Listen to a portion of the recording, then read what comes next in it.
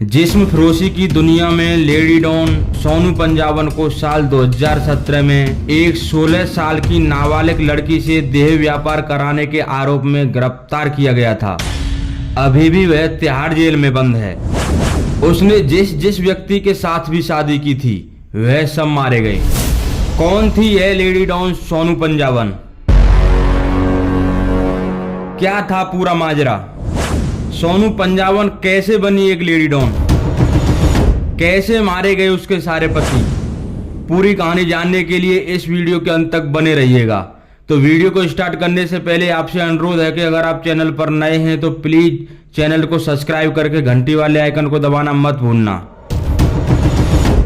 सोनू पंजाबन मूल रूप से हरियाणा के रोहतक की रहने वाली थी। उसका जन्म सन 1980 में हुआ था, जिसका कि असली नाम था गीता अरोड़ा। वह बेहद ही सामान्य परिवार से ताल्लुक रखती थी। उसके पिता ओम प्रकाश अरोड़ा पाकिस्तान से आए शरणार्थी थे। वह रिक्शा चलाकर अपने परिवार का पेट भरा करते थे। गीता अरोड़ा रोहतक में ही 10वीं तक की पढ़ाई करती है।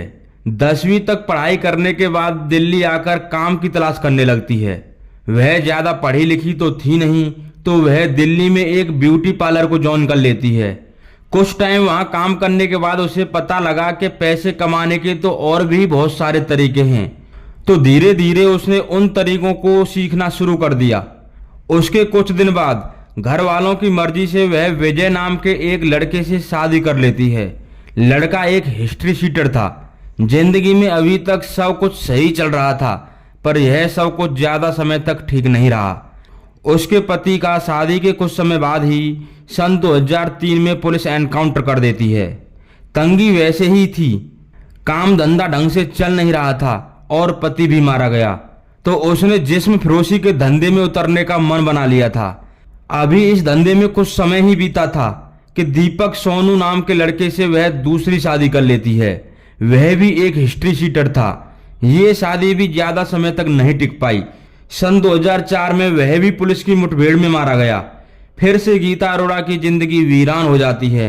लेकिन कुछ समय बाद ही दीपक सोनू का छोटा भाई हेमंत सोनू उससे शादी कर लेता है। यहीं से उसका धंधा भी रफ्तार पकड़ने लगता है। गीता अरोड़ा अब अपना नाम बदलकर सोनू पंजाबन रख लेती है। सोनू पंजाबन बहुत सारा पैसा कमाना चाहती थी। अब वह नई नई उम्र के लड़कों को अपने साथ काम पर लगाती है। उनका काम था कि नई नई उम्र की लड़कियों को पहले अपने प्यार में फंसाते थे, फिर उसे जबरन जिस्म फरोशी के धंधे में उतार देते थे। इस तरह से उसका धंधा बढ़ता ही जा रहा था। उसके साथ अब लड़कों के साथ साथ बहुत सी लड़कियां भी काम कर रही थीं। अब सब कुछ सही चल रहा था। काम धंधा भी बहुत तेजी से रफ्तार पकड़ रहा था। फिर एक दिन सन 2006 में हेमंत सोनू भी पुलिस के हाथों मारा जाता है। इस तरह उसका तीसरा पति भी पुलिस के हाथों मारा जा चुका था और वह फिर से अकेली रह जाती है।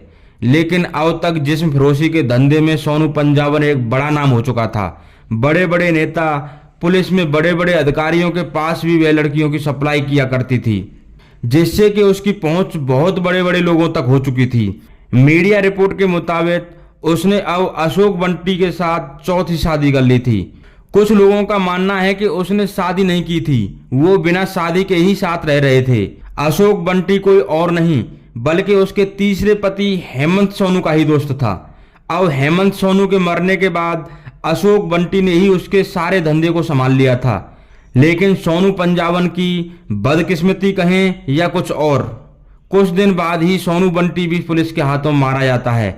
मतलब कि उसने अब तक 4 शादियां की, लेकिन शादी के कुछ दिन बाद ही सभी के सभी लोग पुलिस के हाथों मारे गए। उसके लिए एक लड़का काम करता था, संदीप वेदवा। वह एक नाबालिग लड़की को अपने प्यार में फंसाता है। फिर एक दिन उस लड़की को अपने एक रिश्तेदार के यहाँ ले जाता है। पहले तो वह उसके साथ अनैतिक संबंध बनाता है। इसमें लड़की की भी मर्जी थी, पर अभी तक लड़की को नहीं मालूम था कि आगे जो उसके साथ होने वाला है वह बहुत ही भयानक था। वह उसे वहां से ले जाता है और उससे जिस्म फरोशी का धंधा कराने लगता है। कुछ समय बाद वह उसे सोनू पंजाबन के हवाले कर देता है। सोनू पंजाबन भी उससे जिस्म फरोशी का धंधा कराने लगती है, उसे जगह जगह पर भेजने लगती है। कुछ समय और बीता तो सोनू पंजाबन उसकी शादी रोहतक के रहने वाले राजपाल से करा देती है। उसका वहां भी डेली बलात्कार ही होता रहता। वह लड़की इस दलदल से निकलना चाहती थी लेकिन निकल ही नहीं पा रही थी। फिर एक दिन 7 फरवरी 2014 को वह वहां से भागने में कामयाब हो जाती है। वहां से भागकर वह सीधा दिल्ली पहुंचती है। दिल्ली पहुंचकर वह सीधा नजफगढ़ पुलिस स्टेशन पहुंच जाती है। वहां जाकर वह अपने साथ हुई सारी घटना के बारे में बताती है। पुलिस इस मामले को बहुत गंभीरता से लेती है, पर चूंकि यह मामला नजफगढ़ थाने का नहीं बल्कि हरीश बिहार थाने का था, तो हरीश बिहार थाने में इसकी रिपोर्ट लिख ली जाती है। पुलिस इन्वेस्टिगेशन करती है। सोनू पंजाबन और संदीप वेदवा को दिसंबर 2017 में गिरफ्तार कर लिया जाता है। कोर्ट में केस चलता है। जज के फैसले के हिसाब से सोनू पंजाबन को 24 साल और संदीप वेदवा को 20 साल की कड़ी सजा सुनाई गई। वो कहते हैं ना कि बुरे काम का बुरा नतीजा, तो दोनों अभी भी जेल में ही हैं। इस वीडियो में बस इतना ही।